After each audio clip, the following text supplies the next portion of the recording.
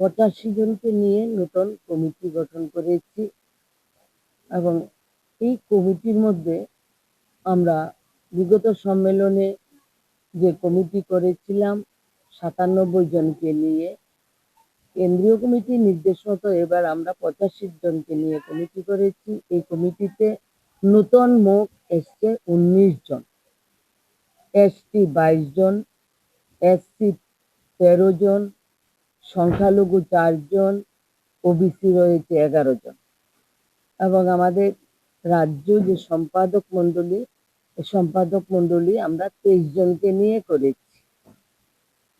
এখানে এই সম্মেলন থেকে আমাদের নতুন সভানেত্রী এখানে নির্বাচিত হয়েছেন কমরেড বৃন্দা দেববর্মা। সম্পাদিকা হিসাবে আমাকে পুনর্বার নির্বাচিত করা হয়েছে।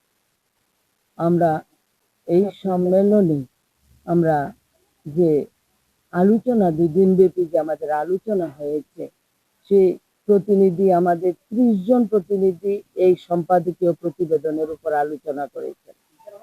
তাতে করে গোটা রাজ্যের মধ্যে মহকুমাগুলির যে রাজনৈতিক অবস্থা, এই অবস্থায় দাঁড়িয়ে নারীদের কাজ করা খুবই কঠিন।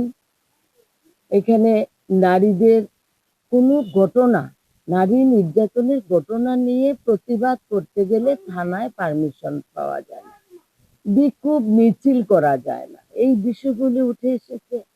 এবং এখানে আমাদের জেনারেল সেক্রেটারি বলেছেন রাজ্যের যে বর্তমান যে পরিস্থিতি, এখানে যেভাবে করে প্রশাসন যেভাবে এই রাজ্যের জনগণের স্বার্থে কোনো কাজ করছে না, ফলে স্বতঃস্ফূর্তভাবে গোটা রাজ্যের মধ্যেই নারীরা আজকে আন্দোলন করছেন, পানীয় জলের দাবিতে আন্দোলন করছেন, রাস্তা মেরামতের দাবিতে আন্দোলন করেছেন এবং স্কুলে মাস্টারের দাবিতে ছাত্রছাত্রীর সঙ্গে অভিভাবকরাও সেখানে আন্দোলন করছে।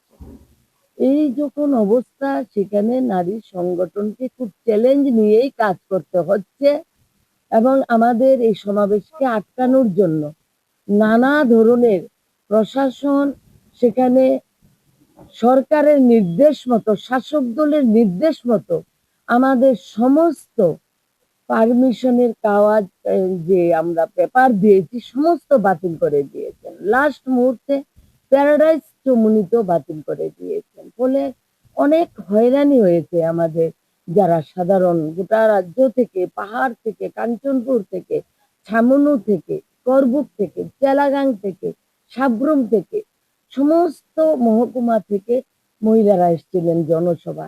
তাদের নানান জায়গা ঘুরতে হচ্ছে, কারণ আমরা পত্রিকাতে যে জায়গা দিয়েছি এই জায়গা আমাদের 2 বার পরিবর্তন করতে হয়েছে। ফলে এই যে অবস্থা, নারীদের নারী বিরোধী, নারীদের অধিকার দেবার সেখানে কোনো মুরদ নেই, নারীদের দাবিগুলি পূরণের জন্য কোনো আন্তরিক ইচ্ছা নেই এই সরকারটার। তার মধ্যে যাতে নারীরা সেখানে অর্থনৈতিক দাবি, সামাজিকভাবে এবং রাজনৈতিকভাবে কোনো ধরনের আন্দোলন করতে না পারে, কথা বলতে না পারে, তার জন্য বিভিন্নভাবে সেখানে পরিকল্পনা করে আটকে দেওয়ার জন্য চিন্তা ভাবনা করে সিদ্ধান্ত নিচ্ছেন। আমাদের এই সম্মেলনে ডেলিগেটদের আলোচনা আমরা সকলে মিলে আমরা এই সম্মেলন থেকে যে বিষয়টা আমরা আগামী দিনে আমরা এই ধরনের প্রশাসনিকের অবরোধ এবং শাসক দলের সমস্ত বাধা বিপত্তিকে মারিয়েই সমস্ত নারীদেরকে ঐক্যবদ্ধ করে আমরা রাজ্যের নারীদের যে অধিকার আদায়ের যে দাবি, এই দাবিতে আমরা লড়াই জারি রাখবো। এটাই হচ্ছে আমাদের সম্মেলনের আগামী দিন। वुमेन्स एसोसिएशन की जो त्रिपुरा स्टेट है उस ब्रांच की यहाँ पर राज्य सम्मेलन हुआ। सबके सब 24 डिवीजन, सब डिवीजन से, सभी जिलों से, यहाँ से 400 से 500 प्रतिनिधि यहाँ पे आए थे। यहाँ 2 दिन में त्रिपुरा के अंदर जो हालात हैं बीजेपी की सरकार आने के बाद, और दिल्ली के अंदर जो सेंट्रल गवर्नमेंट बैठी है उसके जो पूरे परिणाम पड़ रहे हैं उसके पॉलिसी का, उसके ऊपर बहुत गंभीरता से बात हुई। यहाँ पर बेरोजगारी का जो सवाल है वो बहुत ही अहम सवाल हो गया है। जिसकी वजह से त्रिपुरा से माइग्रेशन भी बहुत बड़े पैमाने पे बढ़ गया। पूरी की पूरी फैमिलीज यहाँ से अभी जा रही है और स्पेशली यूथ बहुत बड़े पैमाने से त्रिपुरा छोड़ के रोजगार ढूंढने के लिए अलग अलग जगह पर मजदूरी करने के लिए जा रहे हैं। मनरेगा का कोई काम नहीं मिल रहा है। पहले मनरेगा का काम मिल रहा था, लेकिन अभी ज्यादा से ज्यादा 15 दिन काम मिलता है। वो भी उसका कोई गारंटी नहीं, मिले तो मिले, नहीं तो नहीं मिले। तो ऐसे हालात में लोगों को जिंदा रहना बहुत मुश्किल हो गया है त्रिपुरा के अंदर। दूसरी जगह पे ऑल इंडिया लेवल पे भी मनरेगा का बजट सरकार ने कट कर दिया है, तो कहीं पे भी रोजगार नहीं मिल रहा है। फिर जो पब्लिक डिस्ट्रीब्यूशन सिस्टम है, उसको भी लगभग खत्म कर दिया है।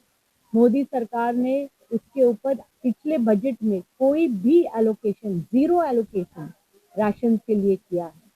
तो इसका भी आप देखते हैं तो इसका असर औरतों की पूरे वीकनेस के ऊपर, जो भी नेशनल हेल्थ सर्वेज आते हैं, तो औरतों का अनीमिया बढ़ गया है, औरतों का जो भी बीमारियां हैं वो ज्यादा बढ़ गई है। ये सभी सरकारी सर्वे में ही आ रहा है। तीसरी जगह पे जो हिंसा का बात है, आए दिन हिंसा का यहाँ पर त्रिपुरा में तो बहुत ही बढ़ गया है। और त्रिपुरा में एक बात ऐसा है कि जो ये सरकार बनी है यहाँ पर, वो मतलब गुंडागर्दी और हिंसा के आधार पर अपनी सत्ता को मजबूत करने की कोशिश कर रही है। हमारी महिलाएं हर जगह से बोल रही थी कि उनको तो जनवादी मूल्यों में तो कोई विश्वास ही नहीं है। बीजेपी और आरएसएस जनवाद में विश्वास ही नहीं रखते हैं। इसलिए अगर कोई मीटिंग में जा रहा है, कोई किसी के घर पे जा रहा है, और अगर वो वामपंथी हो या फिर वो अलग अलग विचार के हो, तो उनको ये विचार कतई वो मंजूरी नहीं देते हैं। मारपीट करते, घर तोड़ देते हैं और यहाँ तक कि उनकी जान भी ले लेते हैं। तो ये जो पूरी लोकशाही विरोधी, जनवादी विरोधी और धर्मनिरपेक्षता विरोधी जो ये सरकार है, उससे माहौल, सामाजिक माहौल भी बहुत खराब हो गया है। हिंदू मुसलमान, आदिवासी बगैर आदिवासी, ये जो खेला वो खेल रहे हैं, उससे पूरे देश के अंदर हालात बहुत बिगड़ गए हैं और त्रिपुरा में तो और भी बिगड़ गया है। हर जगह पर यही होता है। अभी हमारा यहाँ पे पब्लिक मीटिंग था पहले दिन। उस पब्लिक मीटिंग का उन्होंने 13 नवंबर को अर्जी किया था। उन्होंने परमिशन दी थी। लास्ट मिनट बीजेपी के दबाव में आकर बीजेपी वालों ने उसी दिन 13 तारीख को ही, उसी ही दिन उन्होंने लास्ट मिनट एक प्रोग्राम तय किया और हमारा परमिशन उन्होंने कैंसिल किया। ऐसा तो कहीं नहीं होता है, पूरे देश के अंदर ऐसा कहीं नहीं होता है कि दी हुई परमिशन किसी भी सरकार के दबाव में आकर पुलिस कैंसिल कर देती है। पुलिस तो इस देश के संविधान के आधार पर चलना चाहिए या किसी सरकार की मर्जी से चलना चाहिए। तो सब जगह पर बीजेपी के लोग आज महिला विरोधी कानून बना रहे हैं, महिला विरोधी बयान दे रहे हैं। उनके एमएलए बहुत गंदा बयान देते हैं सब जगह पर। और जो औरतों के साथ बलात्कार करता है और यौन शोषण करता है, उसको समर्थन देती है बीजेपी और आरएसएस। कई नेता उनके, कई एमएलए उनके इसके अंदर अक्यूज है, इसके अंदर गुनेगार है।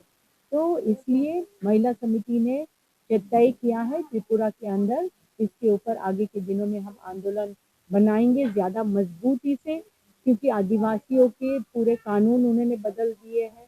सब तरह के अंबानी और अदानी को इस देश बेचने के लिए और अमेरिका की लाचारी करने के लिए आज मोदी सरकार अपनी हुकूमत चला रही है।